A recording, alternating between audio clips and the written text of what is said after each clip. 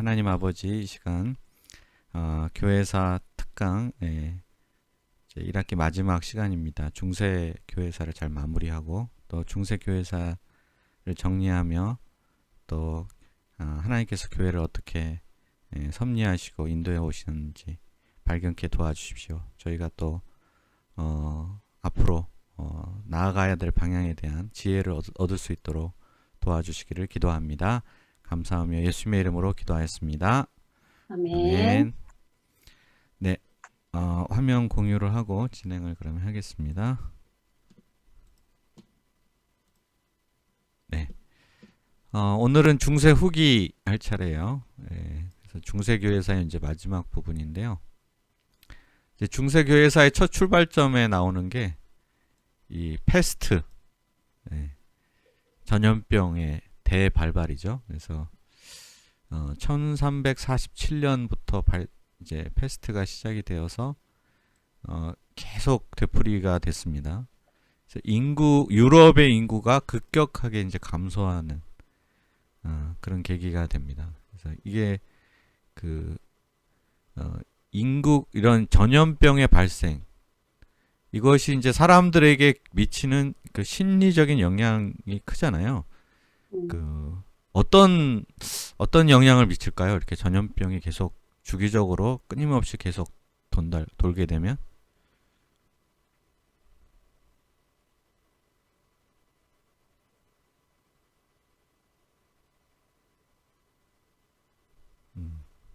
불안할 것 같아요. 네.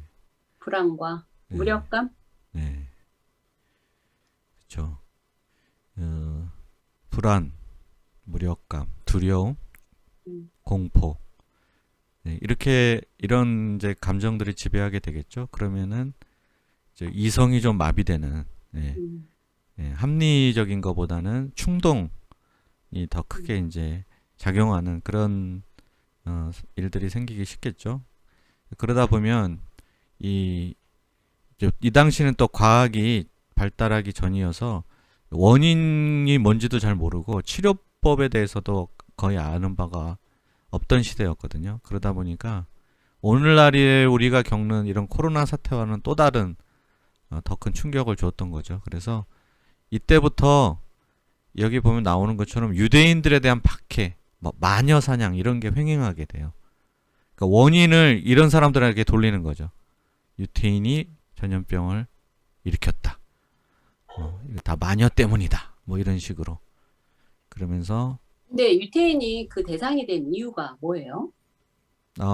만만하니까요. 힘이 없으니. 만만해. 힘이 없어. 예.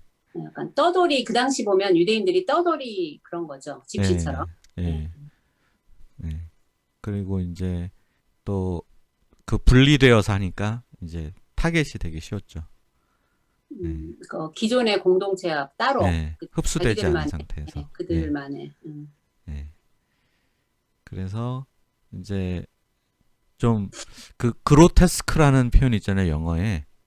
그로테스크하다. 그런 이 시기를 지배하는 어떤 분위기, 정서 그런 게 이제 그로테스크한 분위기.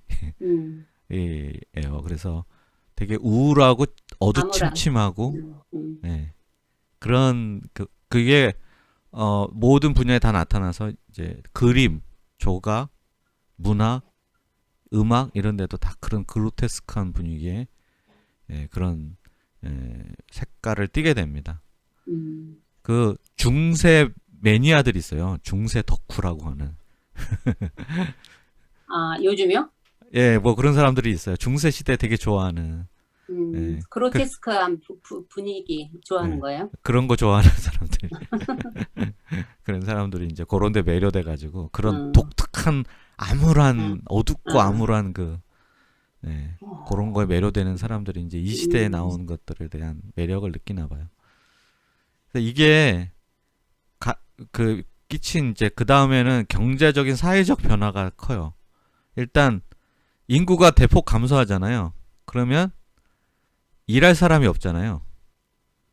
근데 중세 시대 때 농노들이잖아요. 이 대농장에서 일하는 농노들의 숫자가 급격히 감소하게 돼요. 그럼 어떻게 되겠습니까? 몸값이 뛰어요, 이 사람들이. 예. 그래서 예전에는 함부로 막 부렸거든요. 영주가 농노들을 착취하고. 근데 이 패스트를 겪으면서 몸값이 뛰어서 함부로 대할 수가 없게 돼요. 귀한 몸이 되는 거예요. 예. 그래서 비로소 농노의 신분에서 해방될 수 있는. 예. 마음에 안 들면 딴 데로 가는 거예요. 다른 영지로. 예. 여기 안 들면 더 대우 잘해주는 대로 막 이동을 해버리면 되니까. 여기 아니어도 오라는 데 많아. 뭐 이러면서 서로 스카우트도 하고 뭐 이런 상황이 이제 펼쳐지게 되는 거죠. 이제 그러면서 그 지난번에 이제 중세 때 또 하나의 십자군 전쟁으로 말미암아서 상업이 발달하면서 상인 계급이 이제 출현해서 그들을 부르주아라고 부르게 되었다고 말씀드렸죠. 이 그 상인 계급들이 왕들하고 그 동맹을 맺어요. 그래서 이 왕이 상행위를 이제 지원해주고 보호하며 하는 대신에 상인들이 왕에게 이제 돈을 갖다 바치고 뭔가 이러면서 둘 사이에 동맹 관계가 형성이 돼요. 그러면 이제 누가 붕 뜨겠습니까? 중세를 지배했던 영주. 영주들이 중간에서 붕 떠버렸어요. 그래서 영주들의 힘은 안 그래도 농노 숫자가 줄어들고 토지가 황폐화되면서 약화되고 국왕의 힘은 커지고 일반 국민들의 힘 가치도 이제 같이 올라가는 거죠. 몸값이 올라가면서 이런 것들이 이제 계속 그 가속화되는 거예요. 그러면서 중세 시대가 점점 고별을 고하게 됩니다. 이제 그런 봉건 제도라고 하는 거 있잖아요. 영주를 중심으로 한 그런 봉건 제도가 무너지게 되고요. 이때부터 나타나는 현상이 뭐냐면 민족 국가라는 게 이제 나타나기 시작합니다. 그 전에는 그 영토와 경계가 명확하지 않았어요. 막 그 유럽은 다 그냥 서로 막 마구 여기저기 다니고 뭐 교류도 하고 프랑스 귀족이 영국 왕이 되기도 하고 뭐 이탈리아 사람이 뭐 프랑스에 가서 또 뭐 영지를 갖기도 하고 막 서로 교류가 활발하고 그러니까 하나의 신앙 안에서 카톨릭 신앙이겠죠. 신앙 안에서 우리는 이 한 나라다라는 어떤 그런 연대 의식이 있었거든요. 근데 이 당시가 되면서 왕들의 힘이 강해지니까 국왕을 중심으로 해서 민족 국가들이 탄생하게 됩니다. 그래서 생겨난 나라들이 이제 오늘날의 프랑스, 독일, 영국, 이탈리아 같은 이런 나라들이 이제 이 시기에 태동을 하게 되죠. 네. 그리고 그러다 보니까 누가 또 타격을 받겠습니까? 이렇게 왕들의 힘이 민족 국가의 통치자들이 점점 권한을 갖고 힘이 강해지면서 중세 시대를 호령했던 캐톨릭? 예, 카톨릭의 교황. 교황. 예. 이 교황의 권한은 점점점 축소되기 시작을 합니다. 그래서 거꾸로 왕들이 이제 민족 국가의 여러 왕들이 교황을 이용하려는 그런 이제 그 모습이 나타나요. 그 전에는 교황이 왕을 임명하고 막 이렇게 이제 마음에 안 드는 왕은 갈아치우기도 하고 이랬다면 이제 거꾸로 왕이 교황이 마음에 안 들면 갈아치우려고 하기도 하고 이런 이제 그 관계가 되는 거죠. 여기에 문제를 이제 일으킨 것이 이제 촉발된 것이 뭐냐면 백년 전쟁이에요. 이걸 가속한 게. 백년 전쟁 많이 들어보셨잖아요. 그죠? 100년 동안 전쟁을 했다고 해서 백년 전쟁인데. 누구랑 싸운 전쟁이죠, 이게? 영국과 프랑스 예. 영국과 프랑스 간의 전쟁이죠. 저 왕위 계승을 둘러싸고. 왜냐하면 영국 왕족들하고 프랑스 왕족이 서로 혈연적으로 막 섞여 있었거든요.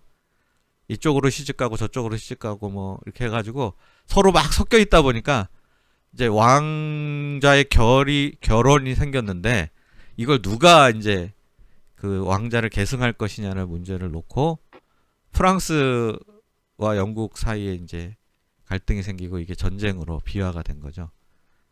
그래가지고 이때 교황은 근데 누구와 친했을까요? 영국과 프랑스 중에. 프랑스와 친. 네.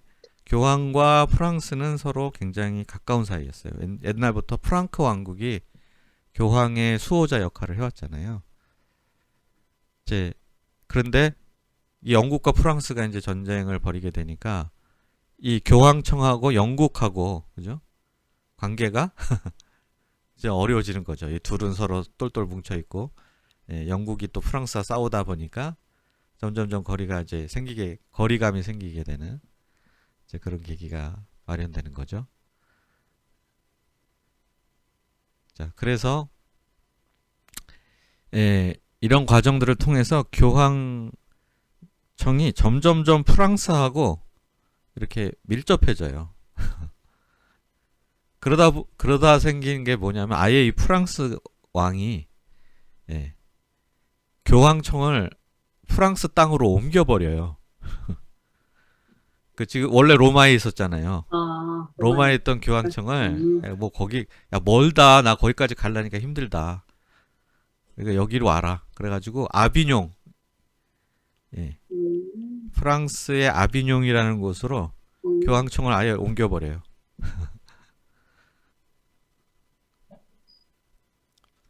이제 이런 일들이 일어나게 되죠. 그래서 그러면 이제 어떻게 되겠습니까? 이 프랑스가 주도하는 어떤 교황청 이거에 기분 나쁜 나라들이 많겠죠. 왜 교황은 프랑스만의 것이냐? 그건 아니잖아. 그래서 어떤 일이 또 생기냐? 다시 원래 로마의 교황청을 하고자 하는 뭐 이탈리아라든지 뭐 이런 나라들이 중심이 돼서 복원을 해요 또. 그 이제 어떻게 되는 거죠 그럼? 두 개가 되는 거네. 네, 두 개가 교황청이 두 군데 생겼. 로마에 있는 교황청과 아비뇽에 있는 교황청. 교황이 둘이 생기고 서로 자기가 유일한 교황이라고. 이런 일이 이제 벌어지게 됩니다. 그래서 여기 보면 이제 94페이지 중간에 보면 서방교회의 대분열이라는 표현이 나와요. 이게 이제 교황청이 둘로 나눴다는 거예요. 서방교회가 두 개의 교황청으로 나눠졌던 시기예요. 그러니까 서로 자기가 정통이라고 막 주장하고 싸우는 이런 상황이 생기게 됩니다.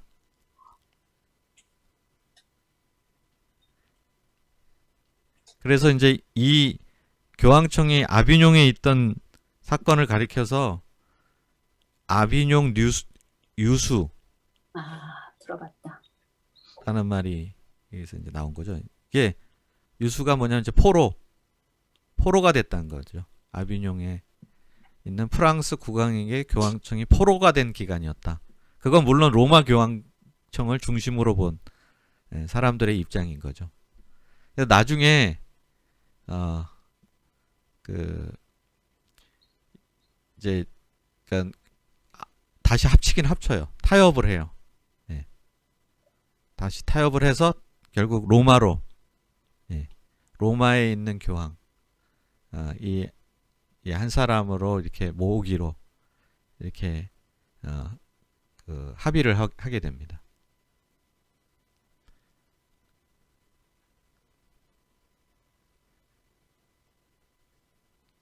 그래서 교황은 다시 하나가 되긴 하죠.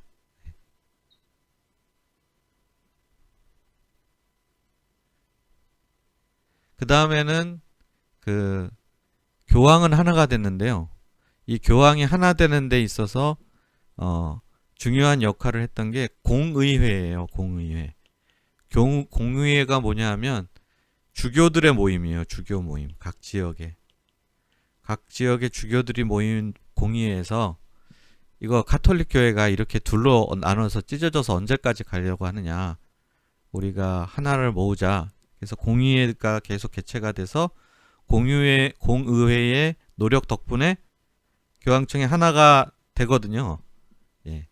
그런데 그 다음엔 무슨 일이 일어날까요? 공의회가 둘로 나뉘어요. 교황은 하나가 됐는데 그 다음엔 공의회가 둘로 찢어져요 또. 예. 여기 보시면은 나오죠. 여기 95페이지인가 96페이지에 보면 피사 공의회라는 데하고 콘스탄스 공의회라는 데 이렇게 두 개의 공의회로 나뉘게 돼요.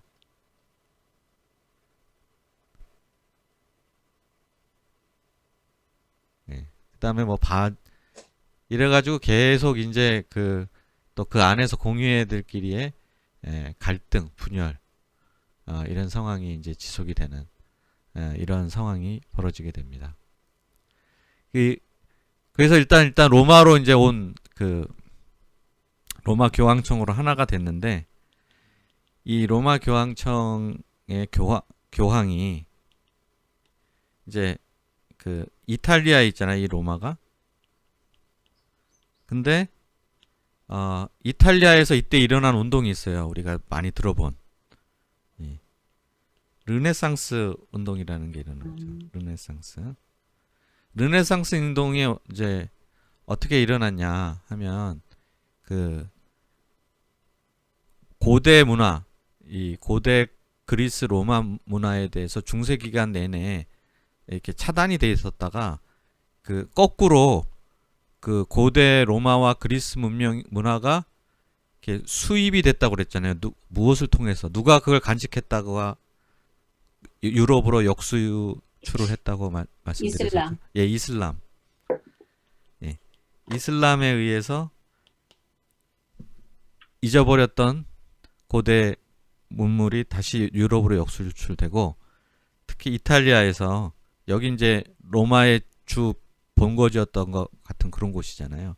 이탈리아에서부터 그 고대 문명을 다시 재생시키는 운동이 일어나고요. 그거를 르네상스라고 부르죠. 예. 그러니까 르네상스의 정신은 뭐냐면 인간 중심이에요.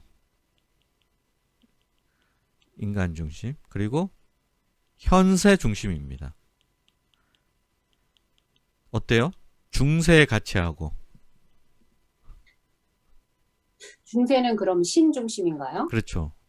그리고 중세는 신 그러면 중심이고 내세 중심? 내세 예. 중심? 내세 중심이고 신 중심의 중세의 가치와는 완전히 반대되는. 네. 그러니까 반작용이 일어난 거예요. 너무 중세가 하나님 신 중심이고 내세 중심으로 오랜 세월 1000년을 이어져 왔던 거에 대한 반작용으로 이제 인간 중심, 현세 중심의 고대 문물을 부활하자. 그리고 사람들이 여기 이제 매료되는 거죠. 너도 나도. 그게 이제 이탈리아에서 촉발이 됐고 그 이탈리아의 한가운 로마에 있는 바티칸 교황청이 또 그런 물결 흐름 속에 있게 돼요. 그래서 이때부터 교황들이 예전 교황들하고 좀 다른 교황들이 돼요. 네. 똑같이 이런 영향을 받아서 현세 중심의 현세의 즐거움이나 쾌락을 긍정하는 방향으로 이렇게 이런 교황들이 나타나요. 그래서 여기도 보면은 르네상스 시대의 교황들은 그레고리 7세와 같은 수도원적 성향을 지닌 교황들과 뚜렷한 차이를 보였다. 인생과 그것의 아름다움을 즐기는 것. 네. 근데 이렇게 인생을 즐기려면 뭐가 필요할까요? 돈이 필요하죠. 돈 없이 즐길 수 있습니까? 모든 게 다 돈이죠, 뭐. 그러니까 교황청이 자꾸 돈이 더 필요하게 된 거예요. 네. 그러니까 교황청도 너무 이렇게 이게 장식이라든지 건물이 너무 낡고 아름답지가 않다. 이것도 좀 최고의 건축으로 예쁘게 만들고 먹는 것도 그냥 참 최고의 음식을 먹고 모든 것들을 이렇게 하려고 하다 보니까 재원이 많이 필요하죠. 그러면 어떻게 해야 되겠습니까? 이제 돈 나올 때가 헌금, 예. 이제 기부. 교인들을 쥐어짜야죠, 이제. 교인들을 쥐어짜서 네, 할 수밖에 없는. 그러다 보니까 이제 교회의 부패 타락 이게 심각해지는 거죠. 그래서 뭐가 제일 쉬운 거라고 그랬습니까? 그 돈을 그 이제 중세 교회에서 성직 매매 있잖아요. 성직 매매. 이게 다시 이제 그 수도원의 개혁 운동의 여파로 성직 매매를 금하고 이랬다가 이 성직 매매가 다시 이제 등장하고 그래서 돈을 주고 이제 사고 파는 거죠. 성직을. 그러면 그렇게 돈을 주고 어떤 직분을 받은 사람은 어떻게 해야겠습니까? 그 다음에는. 그 자리가. 돈을 회수를 해야죠. 회수해야 되잖아요. 또. 쓴 만큼 또 회수를 하고 남겨야 되니까. 참 여기서 온갖 부패, 타락. 이게 나중에는 뭐까지 이어지게 되나요? 이제 돈 하다가 종교개혁의 촉발. 면죄부. 면죄부로까지 이제 나가게 되죠. 뭐 그때 면죄부에 무슨 표가 있었어요. 헌금통 안에 동전이 딸랑하는 순간에 연옥에 있는 당신 부모가 죄가 사해진다나 뭐 그런 표를 만들어서 모금을 하고 다녔습니다. 이제 그런 일들까지 이제 일어나게 되는 거죠. 자, 그 다음에 이제 신학, 이 시대의 신학에 대해서 간단히 살펴보면요.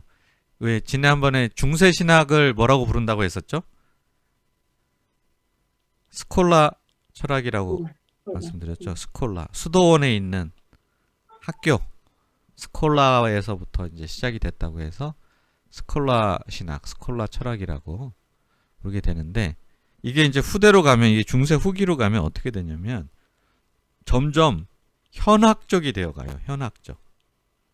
그러니까 말장난 같은 어떤 그냥 그리고 추상적인 어떤 담론, 어떤 추상적인 얘기들로 점점 이렇게 치달아가요.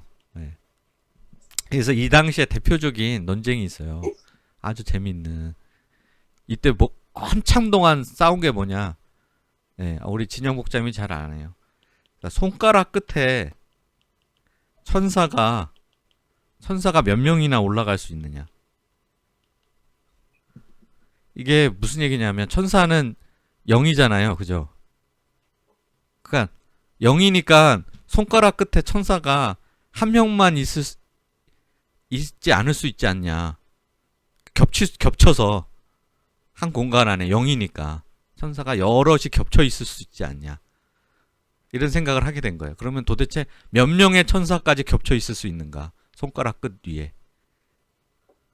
이런 거를 연구를 하는 거죠. 이런 거 가지고 논쟁을 하고 토론하고 논문을 쓰고. 어떻게 생각하세요? 천사가 몇 명이나 손가락 끝에 있을 수 있을까요?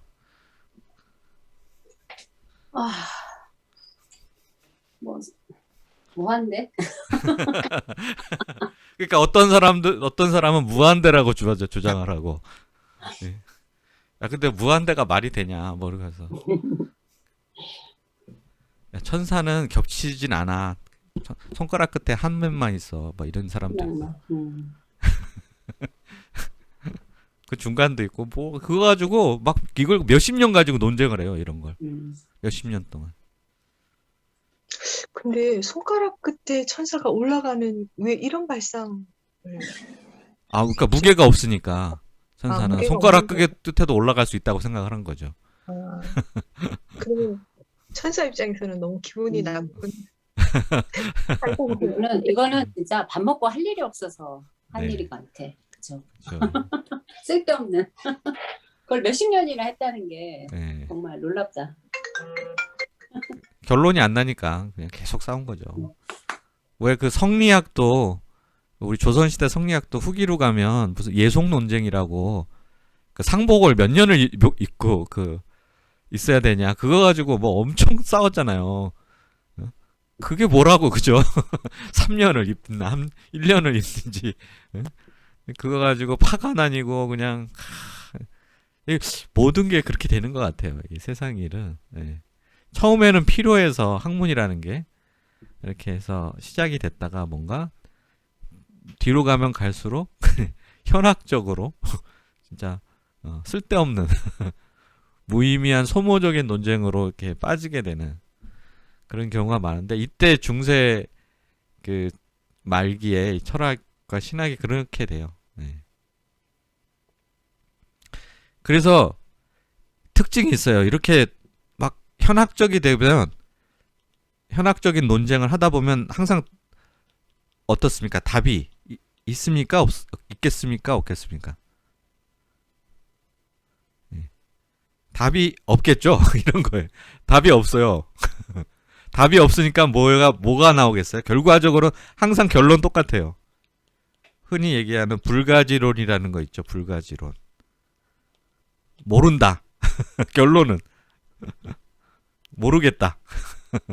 이걸로 이렇게 하고 정리하는 수밖에 없게 돼요. 아무도 모른다. 네. 그래서 이 중세 말기의 신학은 굉장히 현학적이고 난해하고 그리고 결론은 늘 불가지론으로 끝나는 이런 특징이 이제 생기게 되죠. 그래서 하나님도 어떻게 생각하게 되냐면 하나님도 잘 모르겠다.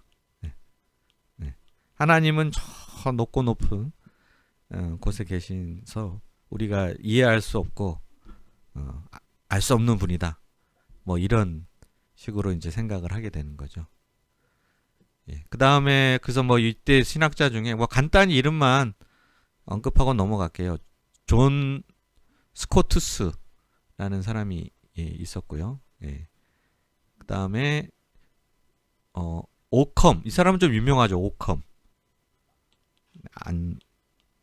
오컴의 면도날 뭐 이런 거 혹시 들어보지 않으셨습니까? 그 오컴인데 오컴의 유명론이라는 거 오컴은 유명론과 관련한 논쟁으로 이제 유명하죠.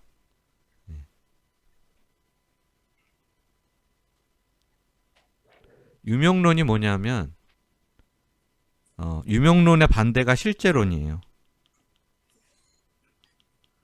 이거 간단히 말씀드리고 넘어갈게요. 유명론과 실제론은 이 중세 말기에 가장 유명한 논쟁이고 그 뒤에도 후대에 영향을 좀 미쳤기 때문에 이런 거예요. 유명론은 뭐냐면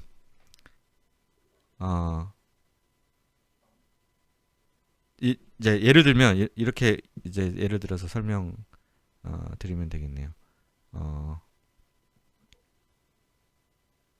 의자가 있어요. 의자. 그죠? 세상에는 다양한 의자가 있죠. 우리가 지금 앉아 있는 의자가 참 다양한 의자가 있어요. 그러면 이제 이 의자의 원형 같은 거 있잖아요. 어떤 의자의 원형이라고 할까요? 그런 원형 같은 게 어디에 존재할까요? 그러니까 어딘가에 모양을 말하는 거예요? 재질을 말하는 거예요? 그러니까 의자란 이런 것이라고 딱 정의를 내릴 수 있는 이런 것을 의자라 한다라는 것을 딱 보여줄 수 있는 요렇게 생기고 요런 기능을 하는 게 의자다라는 어떤 그런 원형의 의자라는 것이 어딘가에 존재할까요? 없을까요? 어떻게 생각하세요? 무슨 질문인지 이해가 되시죠? 그러니까 세상에는 많은 의자가 있는데 여러 종류의 그 의자들의 어떤 공통 분모를 가지고 있는 이걸 의자라고 말할 수 있게 할 수 있는 그런 것들의 공통 요소가 집약된 어떤 원형의 의자라는 게 존재할까요? 존재하지 않을까요?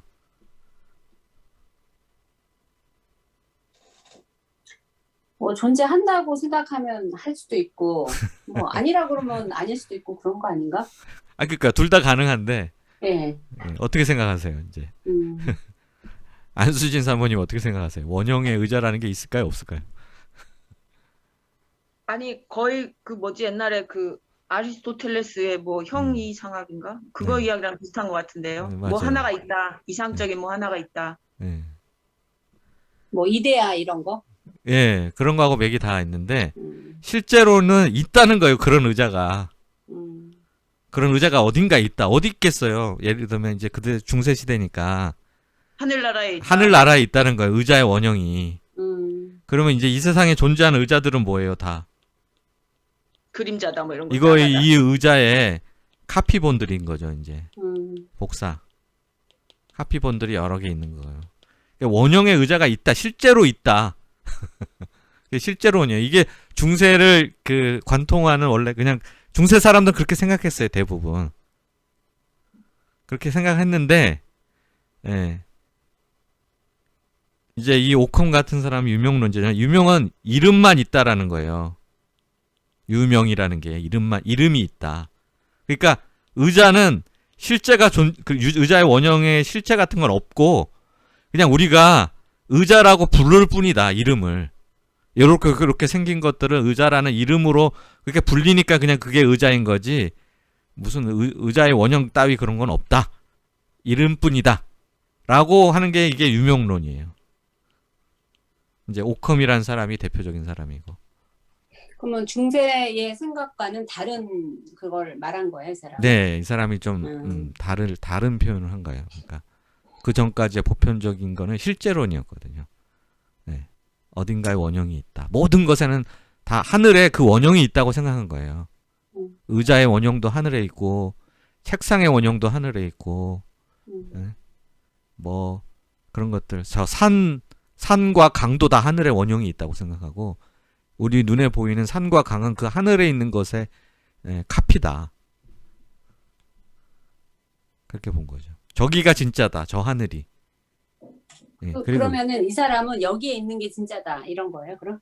그렇죠. 여기 있는 게 다 현실에 진짜다. 있는 현실에 것이 있는. 진짜다. 예. 이게 다 진짜고 우리가 음. 뭐 의자, 산, 강 이렇게 하는 건 그냥 이름일 뿐이다. 그렇게 이름을 붙였을 건지 이름이 있다고 해서 그 어떤 순수한 산, 순수한 강 이런 게 원형이 존재하는 있는 건 건 아니다라는 거죠. 음. 예. 어떻게 누구 말이 맞는 것 같아요? 성경에 보면 좀 그러니까 하늘에 있는 것이 실제고 이런 표현이 약간 있긴 한 것 같아요. 네, 왜냐면은 성막도 보면 네, 하나님이 모세에게 보여주시고 그거대로 네. 만들잖아요. 네, 그리고 이제 우리 그 에덴 동산도 하나님 나중에 이제 다 그 쫓아내시고 했지만 어떻게 보면 하늘에 있는 게 진짜고 네, 에덴 동산은 그거보다는 못하다고 하면 좀 그런데 아무튼 이제 그것을 나타내는 것이고 좀 그런 식으로 성경에도 약간 이런 개념이 들어가 있긴 한 것 같아요. 네, 장차 우리가 들어가게 될 하나님 나라. 네. 그게 진짜 원형이고 완전한 거고 그러다 보니까 중세에 이런 생각을 한 게 무리는 좀 아니라는 그쵸. 생각이 바로 그런 생각 때문에 그 실제론이 대세가 됐던 거예요. 이해가 되시죠? 왜 그렇게 생각했는지. 이렇게 지금 주영 사모님 말씀처럼 그렇게 생각하는 거예요. 그게 신앙적인 거다. 영적인 생각이다. 안 껴들라 그랬는데 네. 그러면은 그 당시엔 패스트가 있으면서 중세가 시작됐는데 그럼 패스트의 원형도 천국에 있고 패스트의 그림자만 우리가 겪는다가 돼버리는데 이게 말이 된다고 생각을 믿은 거예요, 그렇게? 아니죠. 패스트는 거기에 없죠.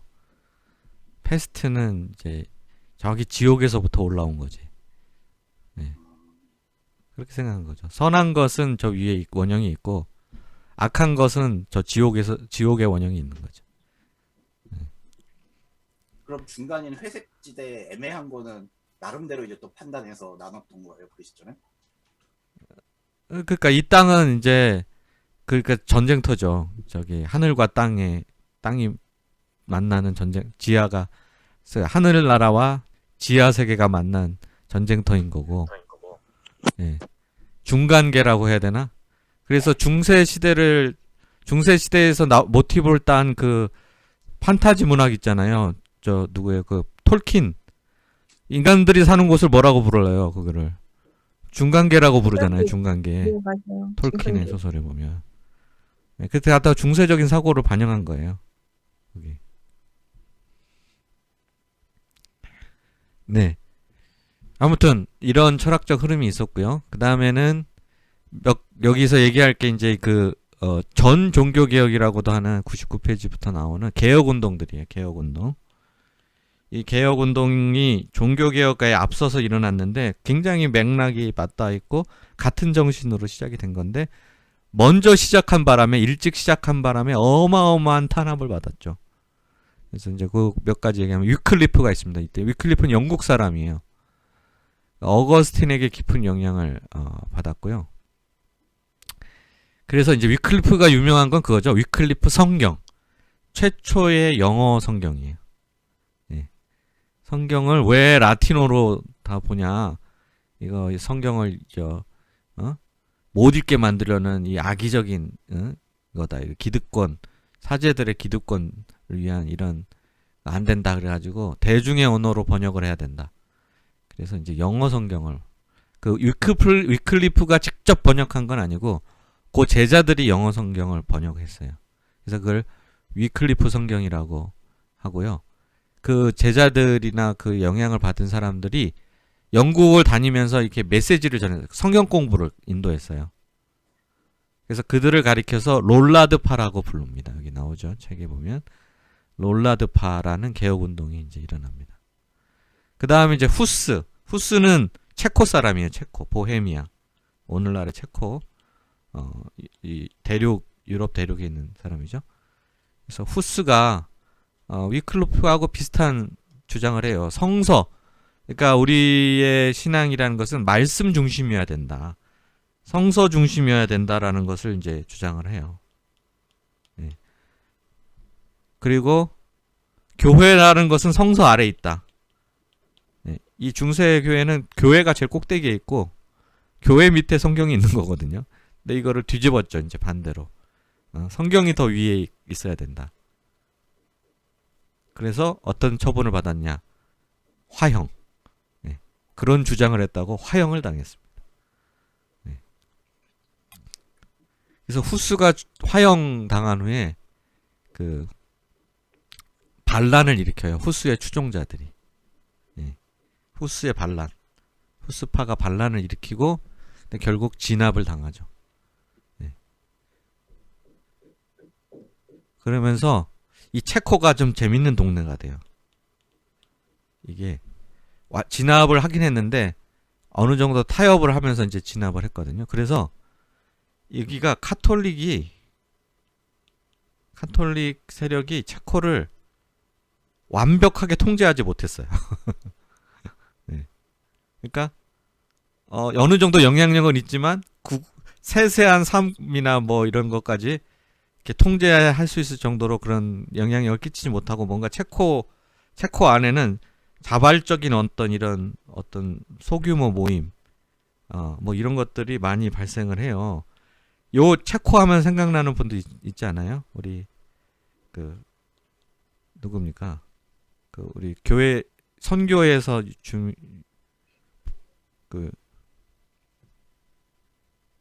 우리 UBF에서 사랑하는 모라비안요? 모라비안. 예, 모라비안 교도들이 이 체코의 한 주잖아요, 모라비아가. 예. 이 다뿌리가 여기에 연결되어 있습니다. 나중에 모라비안 교도들이 탄생하는데 이런 분위기, 체코의 후스로부터 시작된 이런 분위기가 영향을 미쳤습니다. 네, 그 다음에는 사보나롤라라는 사람이 있어요. 이 사람은 이탈리아 사람이에요. 사보나롤라라는 이탈리아 사람이 개혁운동을 펼쳐요. 원래 수도사였는데 도미니크회. 네. 이 사람은 이제 교회 개혁, 특히 도덕성, 교회의 도덕성, 성직자들의 도덕성에 대한 개혁운동을 펼쳐요. 그러다가 이 사람 화형당했습니다. 똑바로 살자. 도덕적으로 살자고 얘기했다가 이단으로 몰려서 화형을 당했어요.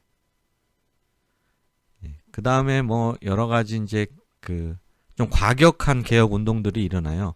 이거 간단히 보고 넘어갈게요. 뭐 백인파 여성들이 주축이 된 개혁 운동이에요. 백인파라는 게 있었고 남자들이 베가드파 남성이 주축이 된 베가드파 운동 뭐 이런 것도 있고, 고행자들, 채찍질하는 고행자들, 뭐 타볼파, 뭐 이런 등등의 뭐 좀 소소한 지역적인 개혁 운동들이 일어나는데, 아까 말했듯이 선구자죠. 선구자적인 운동을 했다가 진압을 당해서 화형 지도자들이 대부분 화형에 처해지고 추종자들이 큰 그 박해를 받습니다. 자, 그리고 이제 아까 르네상스 운동 얘기했잖아요. 르네상스 운동이 일어나서 르네상스 운동의 영향을 받아서 나타난 학문, 그걸 이제 이때부터 드디어 인문학이라는 것이 태동을 해요. 후마니타스라고 그러죠. 라틴어로. 인문학이라고 하는 이런 것들이 태동을 해서 인문주의자들이 나타나죠. 그래서 이 인문자들의 구호가 있어요. 아드 폰테스라는 거예요. 아드 폰테스. 이것도 라틴어인데요. 아드 폰테스. 이게 뭐냐면 아드라는 게 투예요. 투, 영어로 전치사 투. 어디를 향해서. 폰테스는 근원이에요. 근원.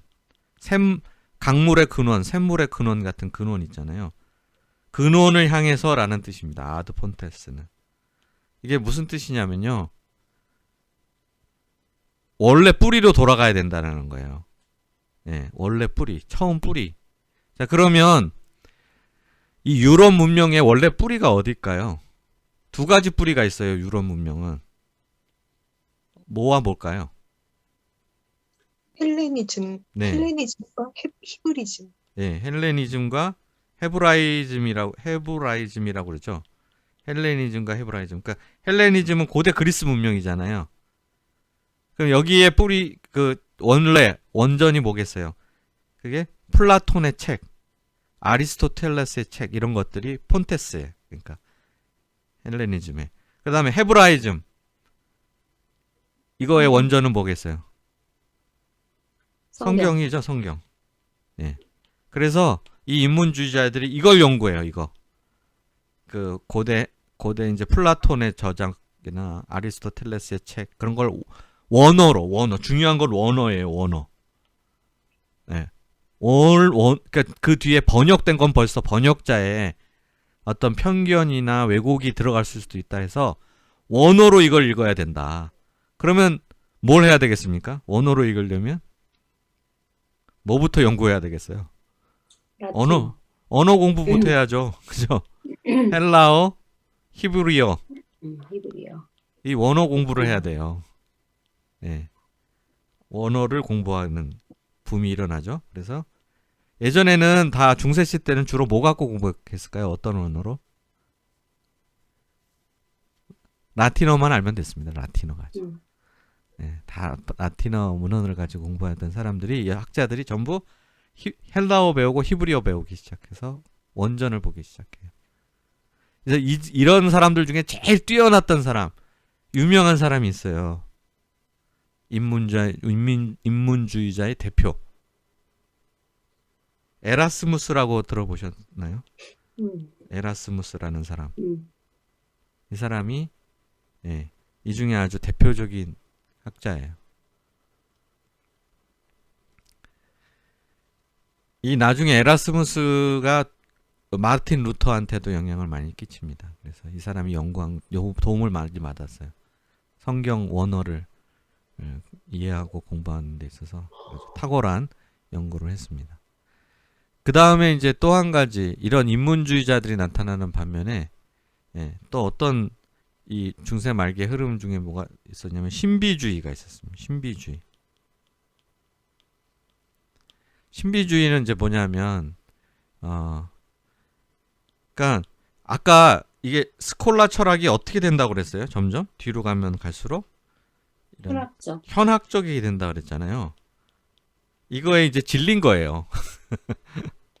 너무 이게 말장난 같은 것만 하고 현학적인 지엽적인 문제만 가지고 따지고 뭐 이게 네 말이 맞니 내 말이 맞니 하면서 서로 맨날 다투고 싸우고 이런 거에 대해서 질려버린 사람들이 신비주의로 말 많이 하지 마. 그냥 느껴봐. 이렇게 가는 거예요. 네. 하나님을 좀 느껴봐. 그럼 뭐 느끼려면 뭘 해야 될까요? 이 사람들 책을 가지고 연구하거나 토론을 하는 것이 아니라 주로 뭐 했을까요? 명상? 예, 명상을 했습니다. 명상. 예, 맨날 이제 조용히 명상을 하는 이런 이제 사람들이 나타났죠. 그 중에 대표적인 사람이 여기 책에도 나오지만 마이스터 에크하르트라는 사람입니다. 마이스터 에크하르트. 독일 사람이에요. 이름 보면 딱 아시겠지만. 마이스터 에크하르트라는 사람이 가장 뭐 유명하고 그 위에도 존 타울러, 헨리 수서, 얀반 리스브록 뭐 이런 중중 사람들이 나오는데 독일 사람이 많아요. 이쪽. 네, 이게 독일 사람에게 그런 성향이 있나? 어떻게 모르겠는데 이상하게 독일 사람이 많고 이게 나중에 어디까지 영향을 미치냐면 이게 이 전통이 독일에 그 우리 또 UBF가 좋아하는 독일의 흐름이 있었잖아요. 경건주의 경건주의요. 잘 아시네요. 나중에 경건주의 운동. 네, 이것도 약간 신비주의 이거하고 굉장히 가깝거든요. 이 경건주의 운동에 영향을 미칩니다. 이게. 네. 이 존 타울러가 경건주의자의 시조 같은 사람으로 그들은 생각했어요. 경건주의자들은 이 중세 말기에 존 타울러 이런 사람들을. 네. 자, 그 다음에 비잔틴 제국이 결국 망해요. 예, 동로마 제국, 터키, 투르크 제국에 의해서 결국 망하게 됩니다. 그래서 비잔틴 제국이 망하고 나니까 정교회, 동방 정교회의 중심이 어디로 갈까요? 콘스탄티노플이었거든요. 근데 거기가 이제 이슬람화 돼 버렸잖아요. 그러면 이 동방 정교회의 중심지가 어디가 될까요? 됐을 것 같습니까? 바로 모스크바가 됩니다. 모스크바. 예. 러시아 정교회. 예. 예. 모스크바가 동방교회의 이제 중심지로 바뀌게 되는 계기가 이 비단친 제국의 멸망이라고 할 수가 있습니다. 이것도 뿌리는 캐톨릭인 거죠? 그죠? 아니, 동방정교회. 다르죠. 캐톨릭하고는 달라요? 캐톨릭은 서방교회고 서방, 예. 그래요? 동방교회는 뭐예요, 그러면? 그러니까 원래 하나였던 교회가 서방교회와 동방교회로 분리되는 나눠졌죠. 나눠지면서 서방교회는 로마 카톨릭이 되는 거고 동방교회는 이건 그럼- 정교회가 되는 거죠. 그냥 정교회. 네. 캐톨릭의 뿌리를 둔 건 아니에요? 이거? 네, 그건 아니에요. 음, 원래 처음부터 캐톨릭하고 같은 뿌리에서 나온 그건 그냥 초대교회죠. 같은 뿌리는 초대교회에서 둘로 나뉜 거죠. 네. 그래서 그 콘스탄티노플이 함락이 되면서 동방교회에 있던 그 신학자들, 사제들 이런 사람들이 대거 서방으로 망명을 해요. 그렇잖아. 이슬람화 되는데 거기서 어떻게 뭐 살 수 있겠어요. 그래가지고 이게 또 영향을 많이 줘요. 르네상스나 인문학. 왜냐하면 동방교회에서 고대 문헌들을 많이 보관하고 있었거든요. 보존하고 있었거든요. 왜냐하면 여기는 동방은 무슨 언어를 주로 썼다고 그랬습니까? 헬라어를 많이 네, 헬라어를 썼죠. 네, 헬라어. 그러니까 이 고대 문헌들이 헬라어로 돼 있잖아요. 그러니까 이 사람들 어렵지 않게 읽고 해석할 수 있었거든요. 그래서 그 고대 문헌들을 많이 보관하고 있다가 그걸 가지고 이게 와요. 그래서 제가 이게 이게 상식적으로 알아두시면 좋은 게 우리가 성경을 읽다 보면 예를 들면 종종 17절인데 없음 이렇게 돼 있는 절 성경 종종 보시죠. 네. 이상하지 않으세요? 없음이 뭐냐? 왜? 아니 그러면 없을 거면 처음부터 17절이라는 걸 안 만들면 되잖아요. 근데 왜 17절 해놓고 없음이지? 이상하지 않으세요? 그러니까 이미 만들어 놨기 때문에 네.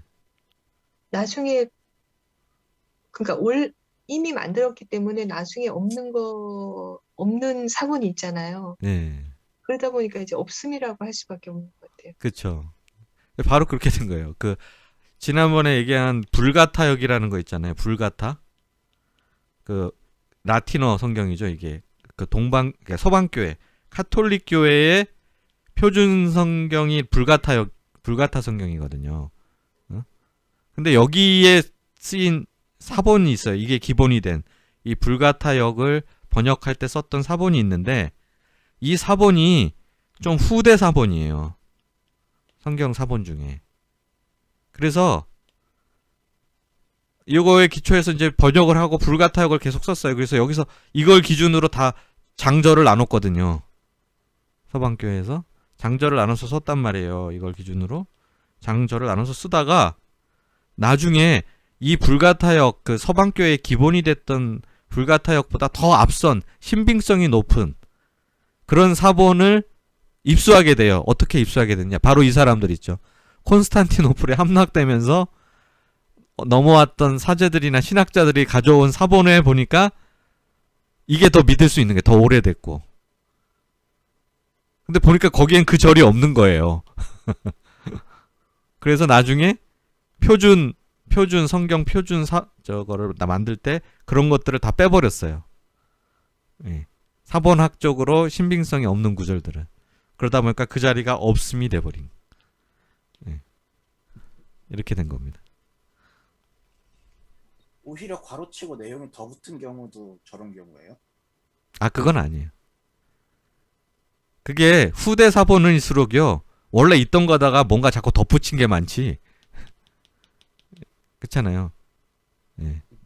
있는 걸 빼진 않는단 말이에요. 그러니까 그 덧붙인 것들을 이렇게 후대에 붙은 것들을 다 이제 없음으로 처리해 버리게 된 거고, 예. 내용이 뭐 추가되거나 그러진 않았어요. 네, 이렇게 해서 이제 이 그 중세의 마지막을 뭘로 보냐면 이 비잔틴 제국의 멸망 있잖아요. 네, 여기가 이제 중세의 마지막 시점이다 이렇게 보는 거예요. 그래서 이제 네. 이렇게 해서 오늘 이제 우리가 다루려고 했던 그 이 책의 내용은 여기까지 고요. 근데 사실 그 제가 오늘 이제 중세를 마무리하면서 얘기하려고 했던 게 한 가지 더 있습니다. 그게 그 화요일 날 기도 모임 때 예고를 해드렸던 건데 모달리티와 소달리티에 대한 설명을 좀 드리고 우리가 같이 좀 대화를 하고 토론을 했으면 하는 건데요. 이게 뭐냐면 이제 이 말부터 설명을 드릴게요. 모달리티 영어로 이렇게 씁니다. 모달리티, 소달리티는 이렇게 쓰는 거요. 이게 원래 이제 선교학자 랄프 윈터라는 선교학자가 처음에 이제 개념을 만든 건데요. 모달리티는 뭘 이해하면 쉽냐면요. 교회를 생각하시면 돼요. 지역교회. 지역교회를 모달리티라고 불러요. 소달리티는 뭐냐? 선교단체를 뜻해요. 그러니까 하나님이 이제 선교를 하실 때 쓰시는 기관이 이 두 가지 종류의 기관이 있다는 거예요. 하나님의 선교 가운데 교회와 선교 단체를 사용하신다는 거예요. 근데 이 둘은 매우 특징이 달라요. 그러니까 각각 다른 이제 특징을 갖고 있다라는 거예요. 일단 모달리티와 소달리티, 즉 교회와 선교단체를 비교하면 어떤 차이점이 있을까요? 일단 구성원 측면에서 구성원. 교회는 어린아이부터 네. 모든 사람들을 다 하는데 선교단체는 네. 어떤 한정한 사람, 뭐 네. 청년이면 청년만 하죠. 그래서 UBF도 처음에는 후자체로 했지만 지금 청년만 있는 게 아니라 애들도 있고 나이 많은 네. 사람들도 되지 않았어요. 네. 그러니까 선교단체는 우리 네. UBF처럼 하면 교육 될 수밖에 없어요. 왜냐면 네. 청년 아니면 사람 다 나가야 돼. 그렇죠? 네. 네. 청년.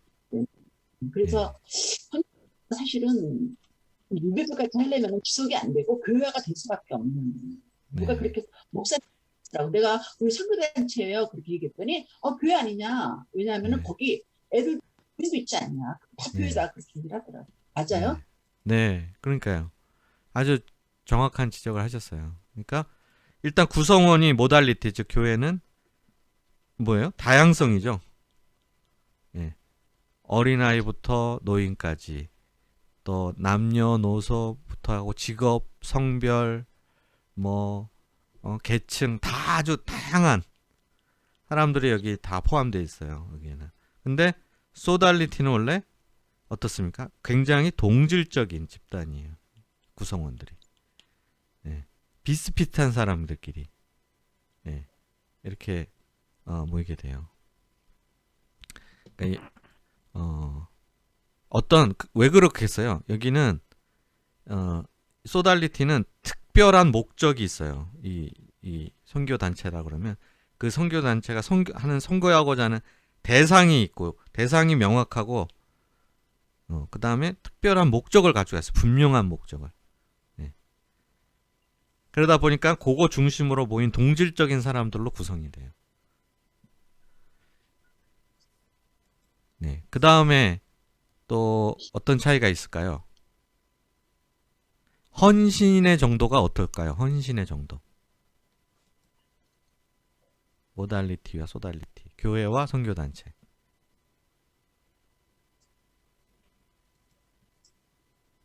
좀 다르죠. 약간 선교단체 같은 경우는 그 사명에 온전히 그 네. 집중하는 네. 그런 게 있죠. 네. 네, 그죠. 근데 확실히. 반대로 선교단체는 신앙 연차가 낮으니까 교회 쪽이 뭐 헌신을 좀 더 잘할 수 있지 않을까요? 그러니까 믿음을 갖는 것도 연차가 좀 쌓여야 잘 믿을 수 있으니까. 네. 네. 그러니까 믿음 말고 헌신. 헌신의 정도는 아무래도 왜냐하면 그거를 그 목적으로 해서 있을 것 같기 때문에 거기다 몰빵을 하죠. 그렇죠. 그러니까 일반 교회에서는 충성, 헌신 이런 단어를 많이는 안 쓸 것 같아요. 선교단체에 비해서. 네. 교회는 좀 많이 쓰죠. 네. 거기서 아무래도 그죠. 소달리티 이 선교 단체가 헌신의 강도가 훨씬 세요. 네. 모달리티에 비하면은 아주 네. 그 헌신의 순도나 강도가 아주 교회와 비할 때 강합니다. 높습니다. 그에 비하면 모달리티는 어때요? 네. 소위 말하면 흔히 하는 말로 널널해요. 널널. 네. 일반 지역교회는 그냥 널널해요. 그리고 선교단체는 빡세요. 원래 그래요. 네. 그럴 수밖에 없습니다. 네. 그렇죠.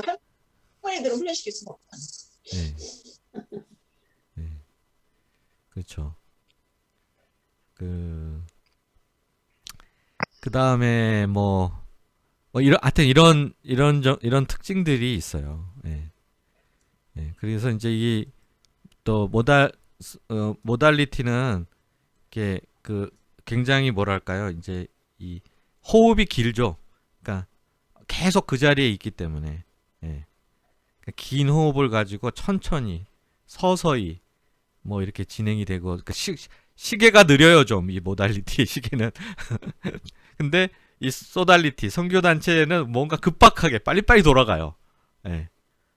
계속해서 뭔가 과업이 주어지고 그래서 과업 중심이에요. 선교 단체는 사명 중심이라고도 말할 수 있고 과업 중심이에요. 뭔가를 이루어내고 돌파를 해야 되고 도전을 해야 되는 이런데 여기는 어떻겠어요? 모달리티 지역교회는 그렇게 과업이 없는 건 아니지만 과업 중심은 아니에요. 주로 뭐 교제하고 그죠? 네. 교제 서로 네. 교제하고 봉사하고 뭐 이렇게 하면서 긴 호흡으로 가지 이렇게 막 선교단체와는 좀 성격이 다르죠. 다르구나. 그러니까 서로 판단할 수가 없네. 서로 우리 교회를 판단할 수 없고 또 교회는 선교단체를 판단할 수가 없네요. 그죠? 네. 자, 그러면 이제 제가 질문을 드리고 싶은 거는 우리가 지금까지 쭉 교회사를 공부해 왔잖아요. 초대교회부터 중세교회사까지. 그럼 여기에도 모달리티와 소달리티가 있어요. 네. 그래서 자, 예를 들면 성경에도 나와요. 바울 있잖아요. 바울과 바나바를 모달리티. 바울과 바나바의 그 선교 팀이 있었잖아요. 음. 같이 다니는 누가 디모데 뭐 이렇게 해가지고 그 사람들은 어디에 해당하겠어요? 소달리티. 소달리티죠. 소달리티. 예. 모달리티. 자, 그 다음에 근데 바울과 바나바를 누가 파송했죠? 안디옥 교회. 안디옥 교회가 파송했잖아요. 그죠? 안디옥 교회는 뭐겠습니까, 그러면? 모달리티. 모달리티예요, 거기가. 네, 결국에는 모달리티가 소달리티를 파송해요. 지원하고. 그죠? 이 둘의 관계를 보면. 근데 소달리티는 그래서 가서 뭘 세워요? 교회. 교회를 세우죠. 모달리티를 세우죠. 음. 이렇게 서로 순환이 되는 거예요. 모달리티가 소달리티를 파송하고 파송된 소달리티가 가서 모달리티를 세우고 이렇게 해서 계속 이게 반복 순환하면서 뭐가 이루어지냐? 선교라는 게 이루어지는 거죠.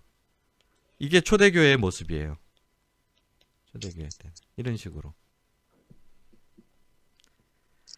그런데 이걸 선교라는 측면에서만 볼 필요는 없어요. 굳이 선교에도 이런 개념이 들어가 있지만 이제 중세로 들어오면요. 중세에는 선교라는 거는 별로 이루어지지 않았잖아요. 왜냐면 이미 그 유럽이 다 기독교화 됐기 때문에 따로 막 선교사를 파송하고 막 어디 바울처럼 막 가서 교회를 세우고 그런 거는 별로 없었어요. 그런데 이 중세 교회 안에도 모달리티와 소달리티가 있었습니다. 모달리티는 뭐겠어요? 중세 교회에서 모달리티. 그냥 소원? 각 지역에 있는 성당들 있잖아요. 성당. 카톨릭 교회. 예.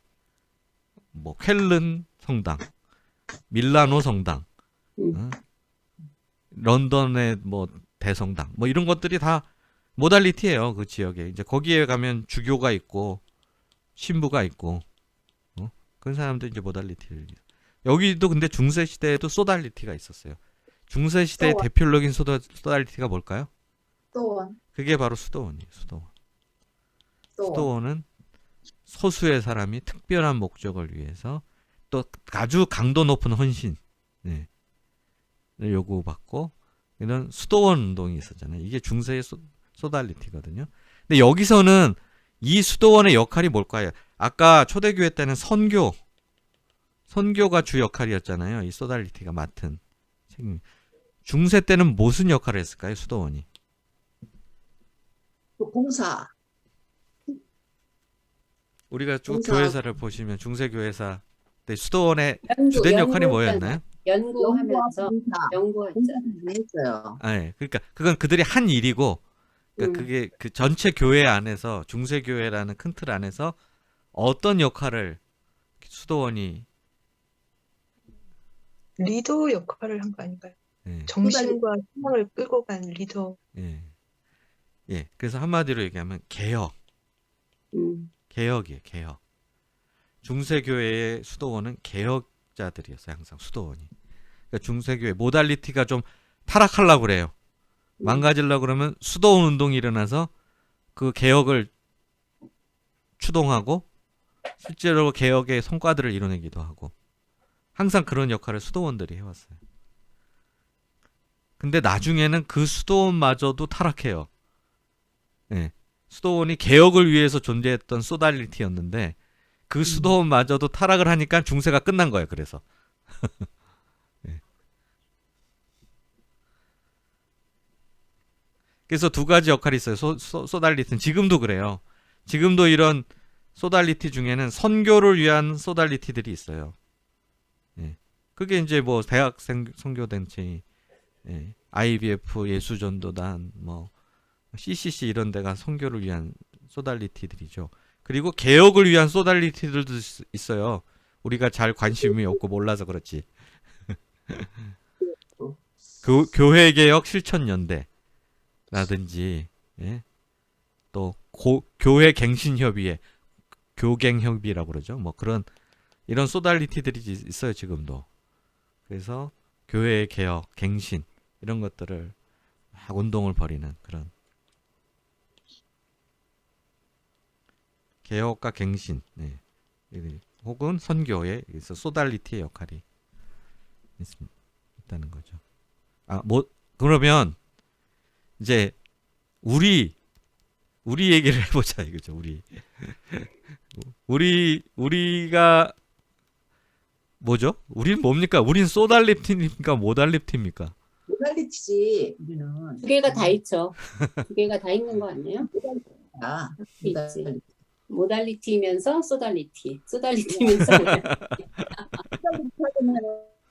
내가 볼 때는 따로 떨어져 나가가지고 빡세게 훈련 받고 해야 돼. 지금 뭐 애들도 있고 노인도 있고 그런데 어떻게 그냥 훈련을 시키고 사명을 중심으로 할 수가 있어요. 막 그냥 캠퍼스 하라고 할 수가 있어. 그렇게 하면은 안 되니까 이거는 내가 볼 때는 우리 UBF는 교육에 가까운 것 같아요. 거의 교육화된 것 같아요. 그래서 만약에 이게 성교단체 바꾸려면은 다 교육을 보내고 소수정당만 다시 모여야 돼. 소수청이만. 그래서 네. 자, 일단 한나 사모님 와 우리는 모달리티다 이렇게 이제 그러니까 네, 어디 가든 다른 분들 어떻게 생각하세요? 우리 영미 사모님 어떻게 생각하세요? 우리 모달리티입니까? 소달리티입니까? 소달리티가 더 강한 것 같아요. 아 소달리티가 더 강하다. 네. 모달리티보단 네. 아직까지는 네. 소달리티가 왜냐하면 이제 아까 말씀하신 것처럼 특별한 목적과 사명, 대상이 있기 때문에 아직까지 그거를 이제 하고 있잖아요. 캠퍼스 전도. 네. 아니 그러니까 내 말은 모델리 교회화가 됐다는 것이 처음부터가 아니라 어느 순간부터 이제 이게 커지면서 됐다는 거기 때문에 이 소달리티가 되려면은 옛날처럼 그런 스프릿을 하려면은 정리보다가 나가갖고 다시 세워가지고 UBF라는 이름 갖고 다시 해야 되는 거지. 그냥. 네. 네, 사모님 뜻이 무슨 의미인지는 잘 알겠습니다. 다음에 또 한 분 주영 사모님 어떻게 생각하세요? 근데 그 순복음교회에서 옛날에 그 캠이라고 있었거든요. 캠이라는 선교회가 있었어요. 지금은 어떤지 모르겠는데 그때 굉장히 저희 80년대 때는 되게 활발했는데요. 저희도 좀 그런 식이 좀 돼야 되지 않겠는가. 저희도 처음 시작할 때는 모달리티로 시작했잖아요. 우리 그 이상훈 선교사님. 소달리티. 아니, 그러니까 처음에 이상훈 이사님. 공유 전도사님이셨거든요. 네. 그러다가 이제 이거 모임을 만들었고, 근데 이제 시간이 지나면서 우리가 연령층이 다양해졌기 때문에 소달리티만을 주장하기는 조금 어려운 면이 확실히 있는 것 같아요. 그러니까 이게 같이 병행이 돼야 되는데 이제 그 안에서도 소달리티를 살려야 되는 좀 옛날에 그 캠처럼 대학생 그 선교 그 이제 뭐죠? 그거를 선교 의식이랄까 그것을 살려가야 우리 모임의 사실 정체성이 흐려지지 않을 것 같아요. 그러지 네. 않으면 그냥 지옥교회가 될 수밖에 없는 것 같아요. 네, 둘 다 살려야 된다. 이제 저는 네, 둘다 그런 살려야 뜻이고. 돼요. 네. 수진 사모님 어떻게 생각하세요? 저도 주영 사모님 의견처럼 안디옥 교회가 그 안디옥 교회만 하고 있진 않았잖아요. 선교팀을 만들어서 파송하고 지원하고 그런 것처럼 우리도 이제 갑자기 생각났는데 외국으로 선교사만 파송할 게 아니라 캠퍼스 선교팀을 만들어야 되지 않나 이제. 만약에 내 말에 소달리티가 되려면은 새롭게 만들어서 해야 된다는 거죠. 아니 그러니까 사모님 자기 원하는 사람이 해야지. 그러니까 우리가 소달리티가 다 될 수는 없고 그러니까 우리 다 될 수는 가운데 없다. 네, 모두가. 우리가 뭐 진짜 애엄마도 있고 네. 할머니도 있는데 근데 그러니까 이제 팀을 만들어야 되는 거야. 선교팀, 캠퍼스 전도팀. 그래서 바울의 선교팀처럼 적극적으로 이렇게. 근데 그렇게 해야만 또 살아나는 사람들이 있거든요. 우리 대표적으로 우리 명사라 사모님 같은 사람은 지금 안 나오셨나? 모달리티로 만족이 안 되는 분이에요? 그렇죠. 막 진짜 안 되겠다. 막 UBF 왜 이러냐 막 이러면서 다른 선교단체 가야 되나 막 이런. 다른 선교단체도 마찬가지야. 아니, 이제 선교단체라고 하지만 사실은 이제 지역 교회화 되었죠. 그걸 우리가 인정을 하고 그러나 이제 우리 가운데 그런 그 선교팀을 만들어서 좀 해야 되지 않을까 그런 네. 의견입니다. 이상입니다. 네. 서영미 사모님은 어떠세요? 글쎄 뭐 그렇게까지 우리가 뭐 할 수 있으면 좋은데 과연 그렇게 해가지고 글쎄요 첫 스타트가 되면은 할 수도 있을 것 같아요. 뭐 네. 그거는 원하는 바죠. 저기 하면은 좋을 것 같아요. 네. 좋을 것 같은데 그게 실제적으로 거기에 참여하고자 하는 그런 자원자들이 네. 과연 얼마나 나올 것이며 얼마나 지속할 수 있는가. 네. 또 난관도 많잖아요. 그죠? 네. 그러니까. 네. 근데 이미 우리는 지금 기도 모임 팀이 있잖아요. 마리아. 마리아 기도 모임 팀에서 이제 저번에 우리 전도, 그죠? 네. 전도 하려고 지금 뭐 두세 명씩 짝을 이뤄서 캠퍼스도 나가고 있고, 이제 그런 것들이 좀 더 강화가 되면, 그런 뭐 선교팀, 소달리티, 이렇게 되겠죠. 네. 음. 네. 저기 수정 사모님 화면을 근데 끄셨는데. 그게 또 그렇게 끄셨나? 되다 보면은, 기존의 그 모달리티라고 하는 구성원들이, 그래도 이제 우리가 많이 하지는 못하지만, 네. 이제 그 어떤 우리 UBF의 선교단체라는 그런 유전자가 다 있잖아요. 목사님들이 나이가 들었지만, 그죠? 네. 나이가 들고 다 그랬지만은, 그런 걸로부터 뭐 이렇게 막 그 구분되는, 가시적으로 구분돼 버리면은 또 굉장히 서운해하고 힘들어 할 것 같아요. 그리고 어떤 정체성이 무너지지 않나, 그게. 네. 어떤 자의가 아니라 타의에 의해서. 네. 네, 그런 것도 있는 것 같아요. 그러니까 이런 경계를 너무 구분짓지 말고 이렇게 가면 좋지 않을까 네. 그런 생각이 있어요. 네. 네. 위험하다. 네. 굉장히 그거는 매력적이지만 좀 위험할 수 있다. 이제 네. 그런 이제 뭐 위험하다는 표현이 맞는지는 모르겠지만 좀 생각해볼 문제인 것 같아요. 구성원들이 많이 있다 보니까. 네. 내비게이터는 어떻게 해요? 이렇게 결혼하고 자녀 낳고 나이가 먹으면 그 사람들은 다 어떻게 해요? 교회로 가요? 그럼 그 새롭게 사람을 계속 뽑나요? 내비게이터는 우리랑 비슷해요. 네. 네, 제가 생각하기에는 이미 선교팀을 운영했다고 생각을 해요, 저는. 그러니까 이제 사실 캠퍼스 런치 미팅 팀 그렇죠. 그런 것들. 네, 몇 명 그런 운영했잖아요. 몇 분이서 네. 이제 계속 문수정 사모님이나 뭐. 그리고 뭐 피싱도 보면 거의 하시는 분들이 계속 해요. 네. 계속 하고 있고 일주일에 알만 한두 안 번이라도 했지. 꼭 이렇게 전도를 해야 좀 개운하고 그런 분들이 있거든요. 그죠? 네. 근데 이제 물론 집중도는 다르겠죠. 네. 차목사 얘기하시는 분은 거기에다가 그 헌신 그 강도가 너무 우리가 했던 그런 희생 헌신을 하는 것이 선교단체라는 거죠. 그냥 교회 가듯이 전도도 할 수 있고 봉사도 할 수 있는데 지금 하는 거는 우리가 하는 거는 교회식으로 하고 만약에 이게 소달리티가 되려면은 초창기에 7, 80년처럼 완전히 뭐 자식이고 뭐 다 팽개치고 완전히 모든 가지고 시키고 오고 팽개치고. 이렇게 하려는 거죠. 네. 소달리티지 우리처럼 막 시간 남은 사람 가서 피칭하고 이거는 교회도 한다고 교회. 그러니까 우리도 교회화가 됐기 때문에 내가 볼 때 선교단체 한 대 가져가기가 쉽지 않아. 들어가는 게 쉽지가 않은 것 같아요. 이렇게 옛날같이. 내가 보니까 네. 저기 수정 사모님은 어떻게 생각하세요? 우리는 모달리티인가 소달리티인가?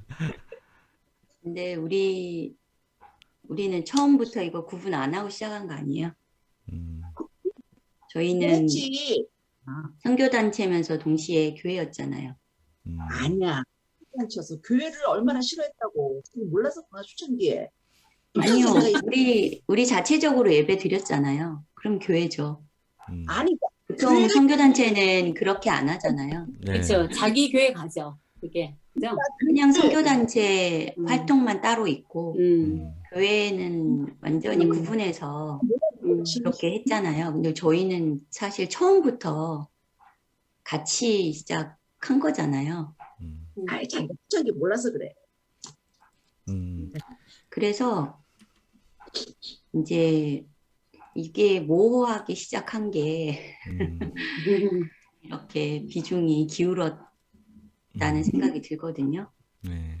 그리고 지금도 사실은 보이지 않는 그 선교 사역에 이제 헌신하는 보이지 않는 영역이 있는 것 같거든요. 예를 들면 전도 팀을 결성하면 예전에는 무슨 전도 팀이 있어? 다 전도해야지 그랬는데 전도 팀을 결성하면 소수거든요. 소수만 들어와요. 거기서 의논했고 그렇게 한 지가 몇 년 된 거잖아요. 네. 네네. 그래서 이게 이렇게 딱 구분이 될 수 있는가 네, 그런 생각 들고 그리고 요즘은 또 교회인데 선교 단체처럼 들어오는 그런 곳들도 생겨나더라고요. 그래서 뭐 빛과 진리 교회인가 그 문제 있었던 교회 거기 같은 경우는 그 고기현을 거의 장악했었거든요. 네. 고기현 대표하면서 그 학생들이 섬기는 거 다 그 교회에서 했었어요.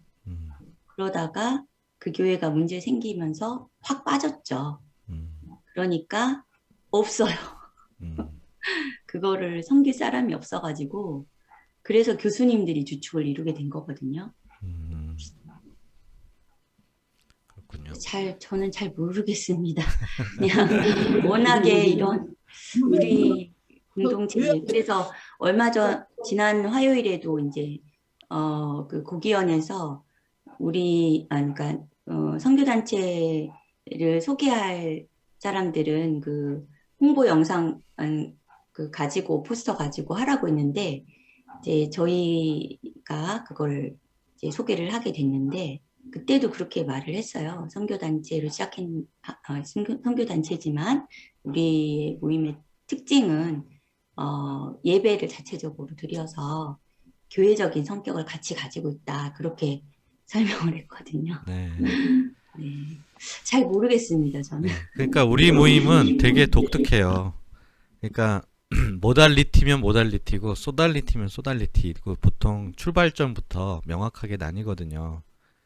그게 보편적이고 일반적인 모습인데 우리는 분명히 소달리티로 시작을 했는데 그러면서도 따로 별도로 주일 예배를 드리면서 모달리티 성격도 같이 가져가려고 한 거죠. 이 둘을 결합하려고 시도를 한 거예요. 그런데 이제 아니 그러니까 우리는 개혁을 원했던 것 같아요. 교회에 개혁을 해서 말씀 중심으로 했기 때문에 사실 교회에 굉장히 많이 영향을 끼쳤거든요. 그러니까 목적이 교회에 그때 이제 교회가 어떤 때였냐면은 그때는 데모 중심으로 많이 갔잖아요. 그 80년대, 70년대. 그리고 학생들이 거기에 힘을 냈기 때문에 우리는 그런 거 안 따라가고 우리는 말씀을 중심으로 하고 그래서 개혁을 하다 보니까 같이 모여서 예배도 보고 그렇게 한 거예요. 말씀 중심으로. 내가 초창기부터 알거든요. 그래서 그래서 한 것이지 교회하려고 해서 교회 예배 본 건 아니야. 그러니까 개혁을 하기 위해서. 말씀을 중심으로 하다 보니까 우리끼리 모여서 예배를 본 거죠. 네, 근데 그러니까 동기와 목적이 무엇이든 간에 일단 형태적으로는 결국에는 모달리티 그런 건 그 모습을 그대로 다 가지게 된 거죠. 별도의 예배를 드리게 됨으로 인해 가지고 별도의 주일 예배를 드리니까. 그래서 참 애매한 거죠. 모달리티면 소달리티고 소달리티 같으면서도 모달리티 같은 뭐 이렇게 중간에 이게 어디서 문제가 됐냐면 예전에 그 복음주의 무슨 연합회인가 거기서 학원 복음화 연합회 거기구나. 거기에 저희가 가입을 했었어요. 초창기에 선교단체로. 그런데 나중에 쫓겨났어요. 자체 주일 예배를 드리기 때문에 당신들은 선교단체가 아니다. 그래서 재가입을 하려고 시도했거든요. 몇 년 전에. 그랬더니 그쪽에서 명확하게 하라고 요구를 했어요. 그 주일예배를 드리지 말고 선교단체로 가입을 하든지 아니면 그냥 지역교회로 가입을 해라.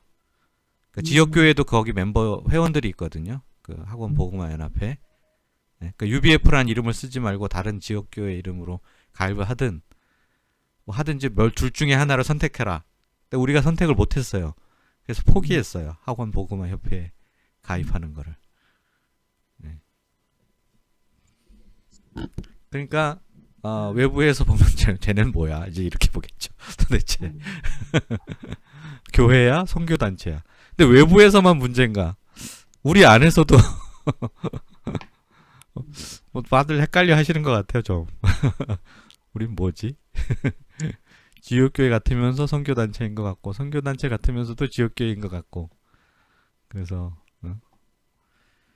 그 사실 아까 이제 이런 얘기를 뭐 하신 분들이 좀 계신데, 그러니까 지역교회로서의 어떤 그런 것 불가피하다. 그런데 거기서 이 따로 모아서 어떤 그 소달리티로서의 그런 그런 걸 별도로 가져가면서 거기에 역량을 또 키워서 둘이 같이 가는 방향으로 이렇게 하는 게 어떠냐라는 제안들을 하셨는데, 여기에 이제 한 가지 생각해야 될 점이 있어요. 이 역사, 교회사를 보면요. 이게 모달리티와 소달리티가 서로 그 무게가 같지 않아요. 모달리티와 소달리티 중에 어느 쪽이 더 무게가 나갈까요? 모달리티가 나가지, 교회. 당연히 모달리티가 더 무겁겠죠. 그죠? 숫자적으로도 많고, 그죠? 훨씬 더 많고, 이쪽이 더 무게가 나가요. 그러다 보니까 중력이 생깁니다. 무게가 있으니까. 그래서 둘을 병행하려고 하면은 좋은데, 이상적으로는 결국에는 어느 쪽으로 이렇게 무게 중심이 점점 쏠려가게 되냐면 모달리티 쪽으로 쏠려가게 돼 있어요. 네. 그리고 점점 소달리티의 성격은 약해져 가요. 그걸 잘 보여주는 사례가 어디냐면, 우리 모임 원래 같이 있다가 2000년 초반에 분리된 CMI가 있잖아요. 거기. 네, CMI가 지금 거기도 한 20년이 지났어요. 그러니까. 네. 20년, 근데 처음에 모토가 뭐였냐면, 우리는 각 센터는 지역교회처럼 운영을 하되, CMI라는 학생 선교단체, 해외 선교단체를 그걸 별도로 하면서 그걸 열심히 또 지원해서 이 두 가지 병행체제로 가자. 그렇게 했어요, CMI는. 그래서 각 교회가 뭐 여러 가지 지역교회에 속한 그 교단에 가입도 하고, 신학교육도 다 받고 하고, CMI는 CMI 활동을 나름대로 학생 선교단체로 이렇게 활발하게 처음에는 활동을 했거든요. 지금 20년이 지난 후 어떻게 됐을까요? 다 먹혔구나. 지역교회랑 그 정경대 쪽으로 거기에 있는 교회 말씀하시는 거죠? 옛날 녹지센터. 녹지센터도 그렇고요. 로뎀나무 아래 교회인가? 예. CMI가 활동을 하나요? CMI 있긴 있어요. 근데 거의 죽었어요, CMI는. 예. 학생 선교, 세계 선교, 거의 그냥 이름만 걸려 있어요. 예. 그냥 지역 교회화 됐어요, 다. 거의 대부분의 CMI 과거 센터들이. 처음에는 그렇게 할 의도가 아니었거든요.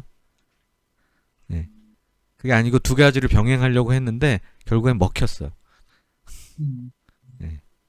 모달리티에게. 저희 오빠도 초창기에 그 UBF 나간 그 C 뭐라고 하던데 그거 했는데 두 개를 다 할 수가 없어요.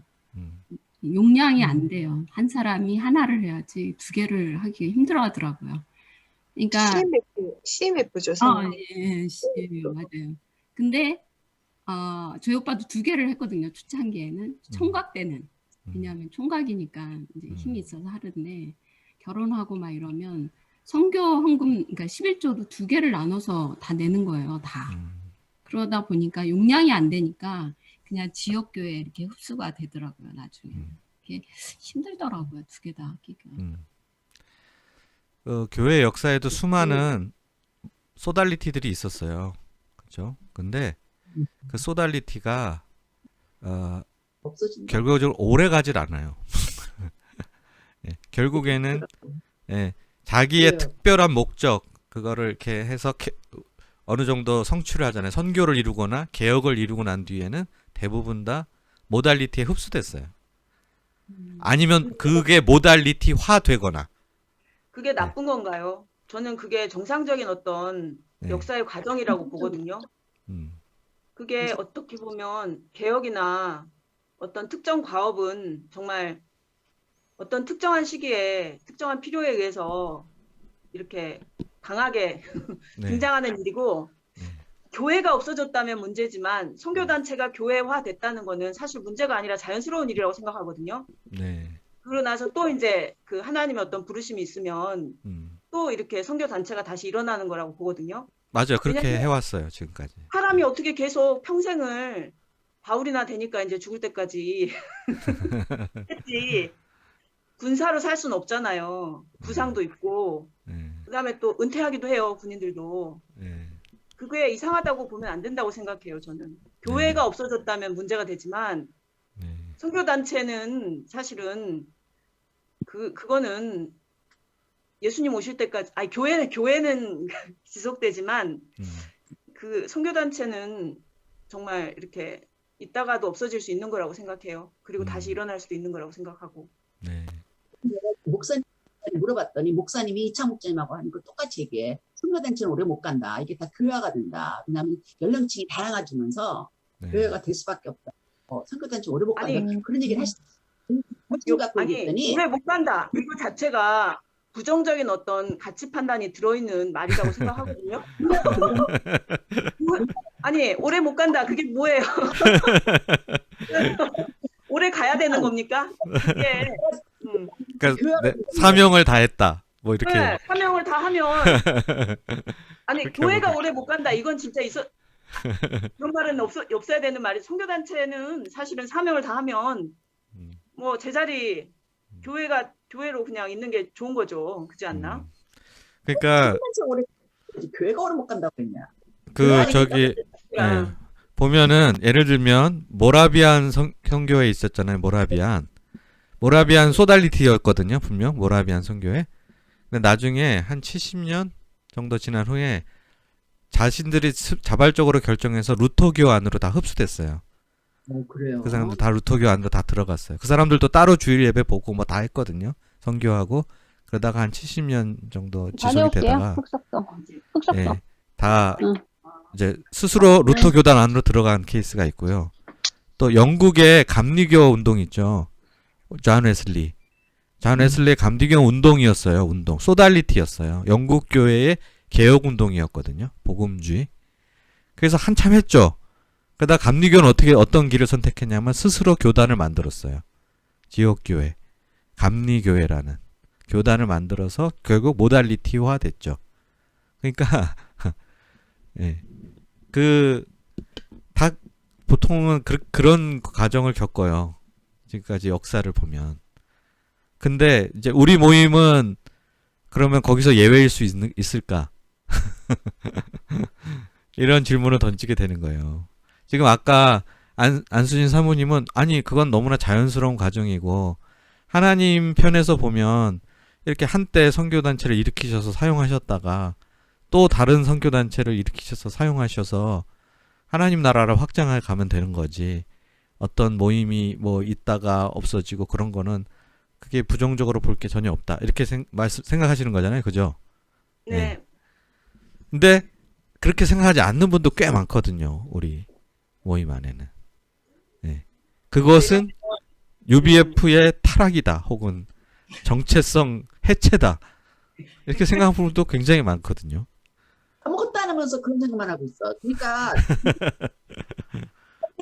그것도 안 한 건 아니고 그게 이제 젊은 시절에 그 이제 목사님들의 그런 희생과 헌신으로 이룬 거잖아요. 네. 그러니까 그런 생각을 네. 하시는 것 같아요. 그것에 대해서 너무 그러니까 그런 뭐라고 할 수는 없는 것 같아. 그런 거리 아무것도 안 하면서 그러니까. 사실은 그분들은 정말 인생을 걸고 한 거잖아요. 네. 정말 자신을 다 드리고 그러니까 한나사 말한 것처럼 자녀도 드리고 물질과 정열과 시간과 모든 것을 들여서 주님을 섬겼기 때문에 이제 그거에 대한 이제 애착이겠죠, 그렇죠. 사랑이고. 예. 그러니까 그렇게 얘기하시는지 않을까 예. 싶습니다. 그렇죠. 그리고 목자님들은 항상 그 근데 또 훌륭한 점이 뭐냐면은 우리 목자님들은 또 교회화가 됐지만 교회 사람처럼 살지는 또 않더라고. 굉장히 훈련을 받아서 그런지 굉장히 뭐라 그럴까 그 교회 사람하고 다르게 좀 긴장하면서 다시 말하면 좀 긴장하면서 산다거나 또 그거는 있는 것 같아요. 그 훈련받은 그런 모습들은 있는 것 같아요. 그래서 세상 사람처럼 또 물질적으로 좀 막 그러고 뭐 돌아다니고 그러진 않는 것 같아요. 또 주일 예배를 근데 뭐 이제 필요에 따라서 점점 이제 아까 말씀하신 그 모달리티화 되어가고 있다고 하지만 아직 그 이제 사람 자체는 훈련받은 대로 하는 것 같아요. 그런 생각을 다들 많이 갖고 있잖아요.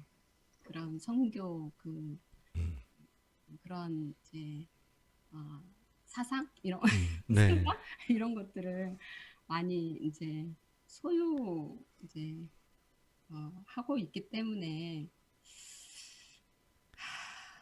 글쎄, 그것에 대해서 뭐라고 할 수는 없지만 그래서 이제 교회화 되어 가고 있는 것 자체를 수진사도 말씀하신 것처럼 뭐라고 할 수도 없는 일인 것 같아요. 근데 제가 볼 때는 아직 우리 사명이 끝나지 않았기 때문에 그래요. 그러니까 그죠? 이제 우리 그러기 캠퍼스가 때문에 있으니까 있고 그러니까 서로 이해를 해야 되는 것 같아요. 이제 위에 이게 뭐 분들도 그것에 대해서 이제 이해를 하고 밑에 사람도 위에 선배들의 그런 것을 이해하면서 서로 좋아해 되지 않을까.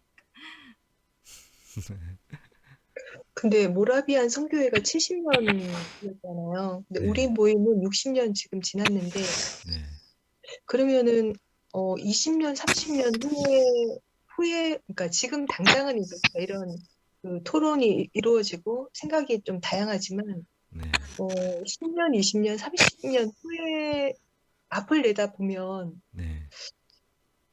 이제 어떨까 그런 생각이 드네요. 그러면은 그때는 모달리티가 조금 더 강해지지 않을까. 그럴 것 같아요. 왜냐하면 이제 우리가 죽잖아요. 없어지거든요. 우리 세대가 사라져요. 30년 뒤면 저희는 없어요. 이제. 맞아요. 그러면 우리 이제 세대가 밑에 있는 사람들의 그런 이제 신앙으로 유지해 가는 거기 때문에 이제 토달리티가 많이 없어지고 모달리티가 더 많이 커가지 않을까 싶은데.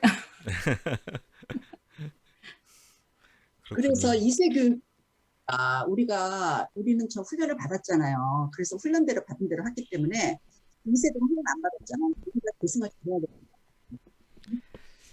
돼요. 예. 이제 2세 그러니까요. 이렇게 원래 이 소달리티는 그렇잖아요. 그 특별한 목적을 위해서 헌신한 사람들로 운영이 되는 거예요. 그 강도 높은 헌신이 그래서 뒤따르게 되고. 그래서 그 길에 동참할 사람은 동참하는 거고 아닌 사람은 나가야 돼요, 사실은. 네. 그 저절로 나가요. 뭐 나가라고 하는 게 아니라 자기 스스로 난 여기서 못 버틴다. 나는 견딜 수가 없을 것 네. 같아요. 존재 의미가 없거든요. 네. 그렇게 돼요. 그래서 소달리티의 정체성이 유지되는 거거든요. 근데 지금 2세들 보고 그러면 뭐 캠퍼스 선교나 세계 선교에 대한 열정이 없으니까 너 나가. 그럴 수 있습니까? 결국에는 열정이 있는 사람부터 없는 사람까지 다 끌어안고 갈 수밖에 없어요. 그래서 과거처럼 훈련 불가능합니다. 그럼 그 정도의 헌신, 훈련. 네.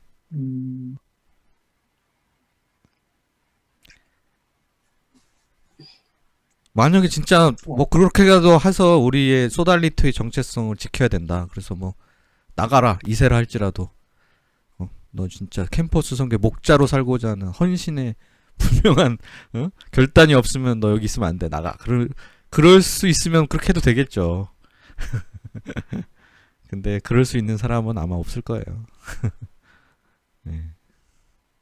그러니까 결국에는 그래서 중력이 모달리티 쪽으로 더 강하게 생기는 게 어쩔 수 없는 현상이라는 생각이 들어요. 아무리 뭐 사람이 인력으로 그걸 막으려고 한다고 해서 예, 막을 수 있는 부분은 아닌 것 같다는 생각이 들고 저는 그렇습니다. 아무튼 역사를 보니까 그래요. 역사를 교회사를 저희가 공부하고 있잖아요. 역사가 보여주는 바가 그렇다. 그리고 이 지역교회라는 게 그러니까 모달리티라는 게 되게 소달리티에서 보면은 되게 널널하고 뭔가 헌신도 부족하고 믿음도 약하고 뭐가 그렇게 보이거든요. 허술해 보이거든요. 사실은 여러모로. 예. 그런데 되게 그거 착각이에요. 그러니까 이 모달리티는 모달리티만의 끈질긴 생명력이 있어요. 예. 그래서 굉장히 연약해 보이지만 강한 게 또 모달리티예요. 소달리티는 되게 강해 보이는데 사실은 되게 연약한 게 소달리티예요.